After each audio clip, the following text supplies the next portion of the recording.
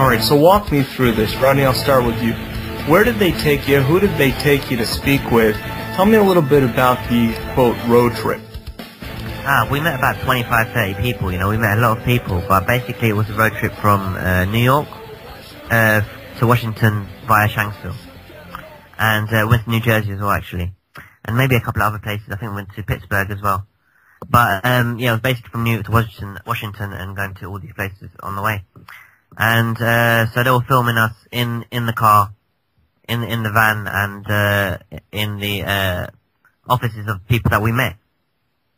And we went to the Flight 93 Memorial and the Pentagon Memorial and all these places. And yeah, we went to a lot of places. Probably too many to say right now. I could send you a list actually. Well, I can't wait to watch the video, but as you I'm sure are aware of, it will be watered down, edited. How many times did I say did at the end of that word just then? Edited. And there is another participant other than Charlie who's not joining us today, named Shazin, who was a qualified surveyor according to this outline, or this description rather. But you guys don't seem to think that's the case. Emily, you want to fill me in what her deal was? Oh, I think that's the case. I thought she's a nice girl and she's a lovely girl. Whether I think that she was right for the show is a different matter. I think they probably could have picked someone who had a deeper grasp of understanding about 9/11. But that's, you know, I think she's a lovely girl, and I've stayed in touch with her. And yeah, she's a nice person. I don't think that she's there's something nefarious about her. All right. Well, Charlotte, didn't you say, though, that she might have been a BBC intern? I think it is a fact that she has worked with the BBC, not as a non-paid, like, intern doing broadcasting, radio and stuff like that. She's also got a YouTube clip on YouTube with the BBC, like, "Hi, I'm Shannon, blah, blah, blah."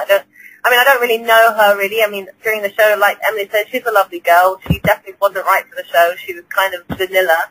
Her only question was about making phone calls.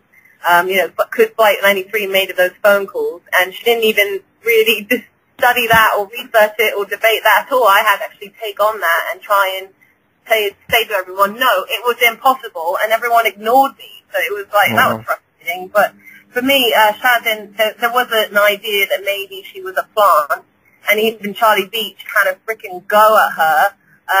At one point on camera, I don't know if they're going to keep that in, but he says, "Oh, you're a plant. They made you do this. They made you use your phone on the plane to see if you could make a call," and da da da da da. So he was the one that was on her the whole time in the show, like saying, "She's a plant. She's a plant. She's a plant." So I don't know if that's just a pot calling the kettle black, or if I just protest too much, or what the hell that was. But it was weird. Interesting. I guess the thing to remember with Shazin's internship at the BBC, she interned for Radio 1 Extra, which is an urban music channel, which is so far away from 9/11. So I don't think there is anything to be worried about or suspect about. And hundreds and upon hundreds, if not thousands of people have interned for the BBC before. I got you. People read into things sometimes a little bit too much, perhaps. Yeah, for sure. But, you know, it doesn't mean that she wasn't necessarily doing some secret filming and recording, which is not beyond them. So it's not wrong of us to suspect that, considering we know how the media works and how they manipulate things. Let me ask you a question that we're getting from the chat room, and any of you guys can pick it up. The two planes hitting square into the towers that neither could even fly a twin motor plane in a straight pattern. Could we have saw a combination of demolition along with a Project Blue Beam, making us think what we saw rather than what we really saw? What? No. I read that verbatim, by the way. Yeah, can I just interject there and say that, I'm sorry, I don't want to cut in on anyone, but in my opinion, those sort of theories are really dangerous to the cause of like 9/11 and trying to get the truth out of 9/11, because they're just divisive and they really don't hold much back at all. Thousands of people people on the ground witnessed planes hitting the buildings. They weren't some sort of space beam or a laser. You know, I just think that those sort of theories are unsubstantiated and quite harmful. Right. Rodney, I'm sure you've heard of some of the other theories. Do you think that perhaps controlled energy weapons were used, or nuclear bombs, or whatever some of the other thoughts are? I don't know. I don't think so. No, not energy weapons or some new age technology or anything like that. I mean, it looks like it was nanothermite used to cut the beams, which was discovered there. You know, so that's the fact. And looks like explosives were used as well to take the floors down. And you know, it was a mixture of these two, and maybe something else as well. And that's why they need to investigate. Basically, what they need to do is call for a new unbiased inquiry, and if enough people behind it will happen. And then find out what actually happened, and then all matters will be put to rest. But maybe the one thing this is what we called for in documentary, you know, continuously. All three of us were, you know, demanding an inquiry. That's the line of thinking that we ended up with. Right. Emily, go ahead. The one thing that I think everyone should remember is 9/11 isn't just about how the buildings were brought down or how the buildings collapsed. There's so much more to the story. And there's so much more that needs to be investigated. And, you know, people can focus on whatever they feel is their strongest point. I think, you know, a lot of people say Building 7 is the smoking gun. Well, it's not to me. But, you know, if that's what someone chooses to use as their piece of evidence to get a new investigation towards 9/11, then go ahead.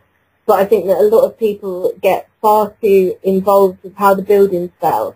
And, you know, you don't have to be a scientist to realise that you've been lied to about 9/11. I mean, I was watching a documentary this evening on ITV, and Richard Clarke was on there, and he was saying, you know, on the day of 9/11, they picked up the flight manifest, they looked at the names, and he said, right, we know this is Al-Qaeda because we recognised the names. And he said, if they knew it was Al-Qaeda, why didn't they stop it? Why were these people allowed to actually get on planes in the first place? Why were they even allowed into America if they knew, just by looking at the names, that they were part of Al-Qaeda? I've got a theory on that. Go ahead, Charlotte. It's a multi-part theory, but basically, going back to your first question regarding the planes, I believe planes hit, but I do believe that they were manipulated. I believe, and I asked the guys at the airfield, is it possible to put a homing device or some sort of machine on an airplane to make it basically go towards a target and just fly itself automatically there? And they said yes. Therefore, if these hijackers, okay, that were being looked at by the FBI previously before September 2001, in fact, they were noted gambling and drinking and partying it up in Nevada.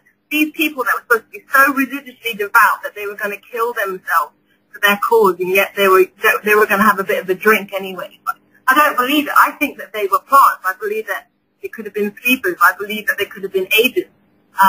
Maybe they didn't even know what they were doing, and they were just basically, you know, led into it. I'm not saying that they, you know, I do believe that they had some sort of influence and they had some sort of help from somewhere inside the government, and that's pretty bloody obvious.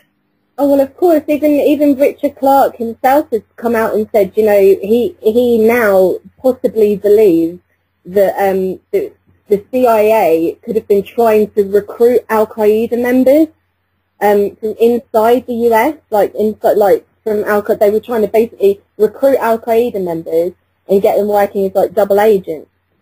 I don't know if anyone saw the interview that he did recently. You know what we call Al-Qaeda here, Emily?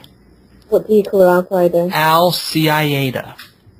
Well, so this is where a lot of my opinions about 9/11 differ from a lot of other people, and this is where it gets a bit controversial. And people say to me, you're not a truther, you don't care about the truth. And I'm like, yes, I do care about the truth, but I also do believe that Al-Qaeda do exist, but I think that they are helped ridiculously. Oh, they certainly exist. Nobody's doubting that, but who propped up Al-Qaeda in the first place. And this is open source information. The CIA was behind that.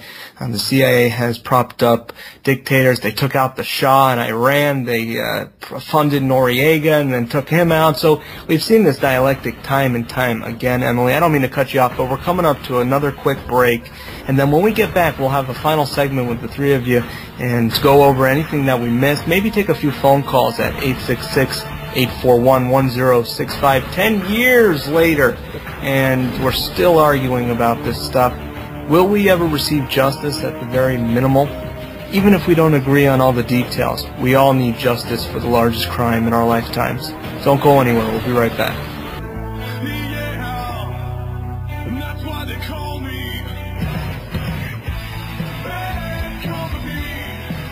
All right, we've been joined by Rodney, Charlotte, and Emily, all involved with the BBC's hit piece. I guess I can call it a hit piece. Maybe it's not your typical hit piece. It's kind of like a reality show, it sounds like to me.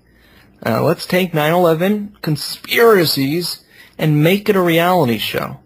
Was it a reality show type thing, guys? Yeah. Oh yeah, that's a synonymous yes. Yeah, that's the impression I got, was that it sounded kind of... Yeah, they were constantly putting cameras in our faces when we didn't want them to be, so I would say that's a reality show. That's a reality show, and of course, with these reality shows, they love the drama, they love the infighting. I'm sure there will be all sorts of fun stuff, and I can't wait to see it. We're going to take a few phone calls if we get them, and then I want to get the final thoughts from the three participants joining us tonight on the show. Let's go to John in Pennsylvania. John, your comments. Yes, how you guys doing tonight? I just wanted to say, hi Emily, how are you? I'm good. First off, BBC has a history of doing this. This would be, I think this might be their third hit piece against the cause of 9/11 justice, and each time they've focused specifically on controlled demolition, on missile hitting the Pentagon, Flight 93 getting shot down. The bottom line is, if they can get you asking the wrong questions, they never have to worry about answers. And you shouldn't have to be a scientist, an engineer, a physicist, etc., to understand the need for 9/11 justice. And I'm listening to Charlotte talk about there was no plane wreckage at the Pentagon. There's a book called Firefight that was written by some of the responders that were down at the Pentagon, and they said that they saw bodies strapped to chairs from the planes. There were a multitude of witnesses that saw a plane strike the Pentagon. There was a multitude of plane parts, especially plane parts with the American Airlines logo on them. So to say that there's no wreckage there or no indication that a plane hit there is very contradicted. So, as I said, if they can get you asking the wrong questions, they never have to worry about the answers. All right, well, fair enough, John. Bottom line, fair enough, John, but I haven't seen those photos. Would you send me those photos? Because I'd like to see them.